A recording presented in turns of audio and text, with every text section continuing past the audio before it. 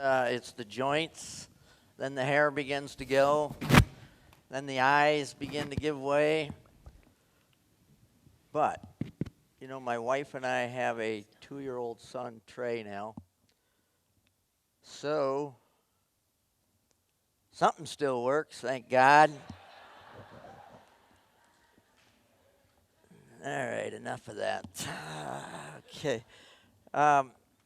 My story is a story about achieving things that sometimes you just don't think are quite possible to achieve. It's a polio story. I was diagnosed right here in Corning, New York at the Corning Hospital with polio at 10 months of age.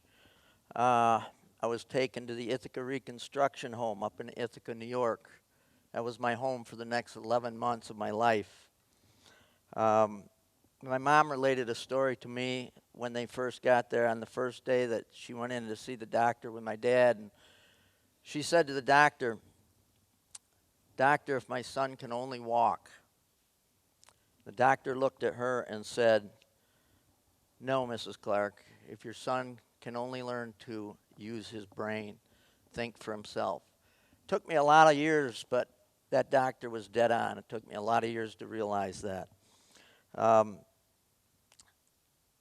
My parents never treated me any differently than my other two brothers while we were growing up. And I didn't feel any different at that point in time until I began grade school. And in the first grade, I started realizing that I was different than the other kids. You know, kids are cruel. They pick on you. They say things. And I started to feel different. It was about the first grade when our teacher announced that we were going to have a walking field trip to the Northside Fire Department, which still stands today. And boy, did the anxiety level hit when I realized I was going to have to walk 5 blocks to the fire station. So, and she announced it like 3 weeks ahead of time, so she gave me 3 long agonizing weeks. And every day it got closer, I got more anxiety. Well, the day came when the trip was due, and I didn't want to go to school. But my parents made me go to school that day. So I went to school full of anxiety, and teacher announces, "Okay, let's get ready to go on the field trip." Well, young Dave immediately headed to the back of the line because I didn't want to hold up this group. I was dreading this walk. And I didn't want to go up front because I knew I was going to hold everybody up. Just as we start walking, getting ready to walk on this field trip, a classmate of mine pulls up with a little red wagon. And he says, "Dave, jump in. I want you to ride with me." Classmate's name was Ernie Pound. I never forgot him. And he pulls me to the fire department, and it made a fun trip for me to go to the fire department that day. And all the other kids made a game of it as well. They all wanted to pull Dave and take their turns. So it made me feel good. It made the kids feel good. And I don't know how Ernie was able to have the empathy at that age, but he did. Some 50 years later, I didn't see Ernie again. He moved out of town. Some 50 years later, friends of mine found Ernie, and at my first book signing here in Corning in 2008, I was signing books. And as I was signing, I was asking, "Okay, who do I sign this to?" And one gentleman pushed a book under my nose. I said, "Who do I sign this to?" He said, "You can sign this to Ernie Pound." Whew. And we have that reunion here. We have the reunion. I thought we had the reunion here. Here it is.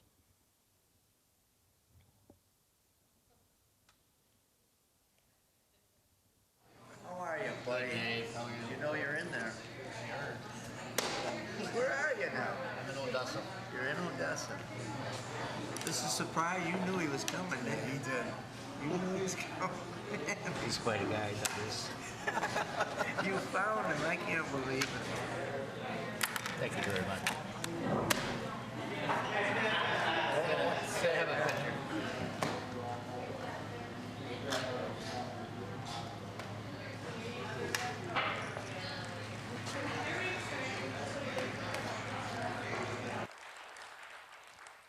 Still gets me. Thank you. Ernie, that story inspired the Dave Clark Pulling Each Other Along Award, and we were able to give Ernie that award up at the college here a little over a year ago. So that was a great feeling to do that. Um, Another story I want to relate happened over at the Gregg School here in third grade. Up until third grade, the gym teachers that I had would tell me, they would tell the class what we were doing that particular day, and then they would say, Dave, we want you to go to the sideline. And they'd always have a chair sitting up so I could watch the other kids have fun. Third grade, I had a new teacher named Mr. Snetchler. First day of class, Mr. Snetchler tells us what we're going to do. When he tells us what we're going to do, he says, okay, let's go. I head to the sideline automatically. And I hear this booming voice behind me. Where are you going? And I tremble a little bit, 8 years old, tremble. I turn around and go, I'm going, not in my class, you're not, he says. He says, there might be some activities in this class that you won't be able to do, but you won't know that unless you try.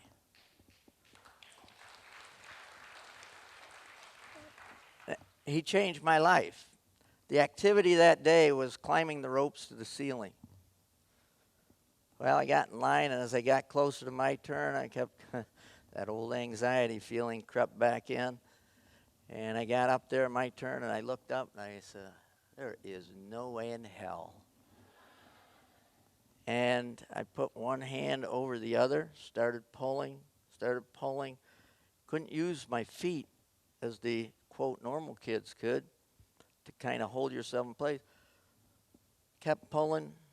I got to the top. When I slid down, I burned the hell out of my hands. But let me tell you, that was the best burn feeling I ever had. And to top that day off, I was the only kid in our class to get to the top, and Mr. Snetchler gave me an ice cream bar as a reward. My first professional payout.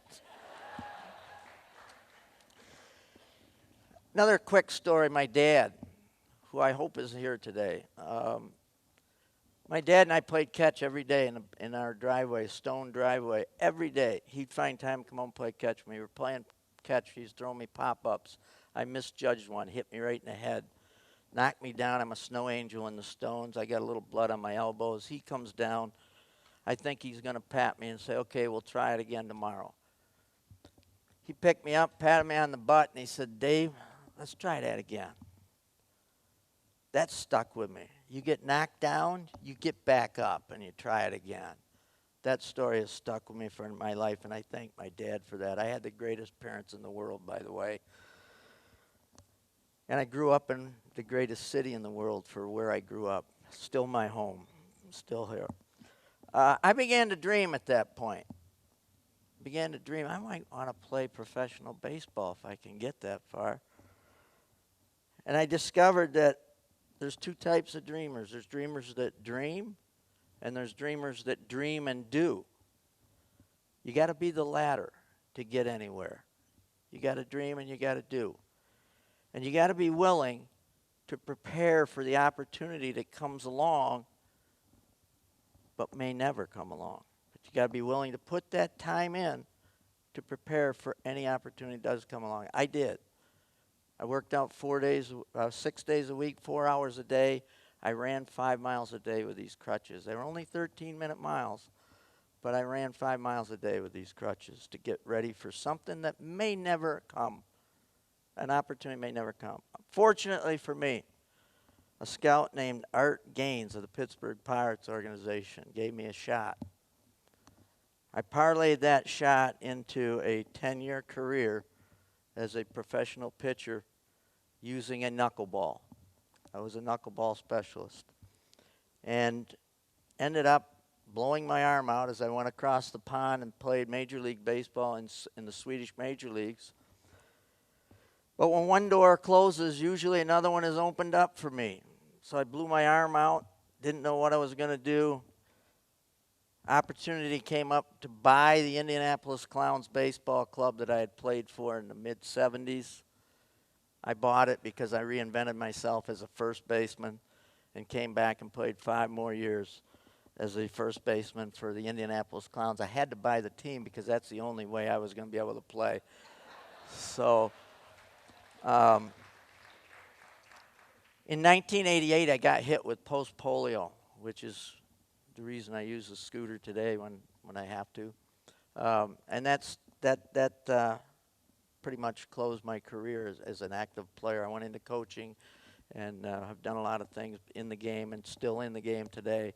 But I want to relate one last story to you. My mom, after my playing career had ended, she came into me one day and she had tears in her eyes as she handed me this envelope.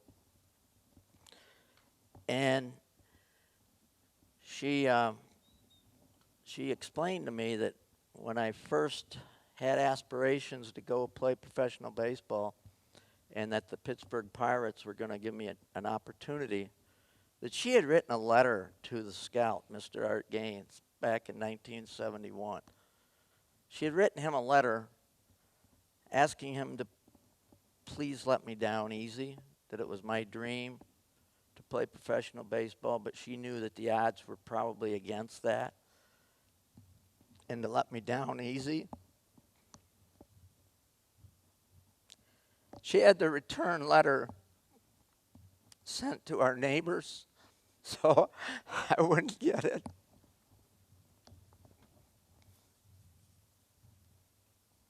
That was the letter.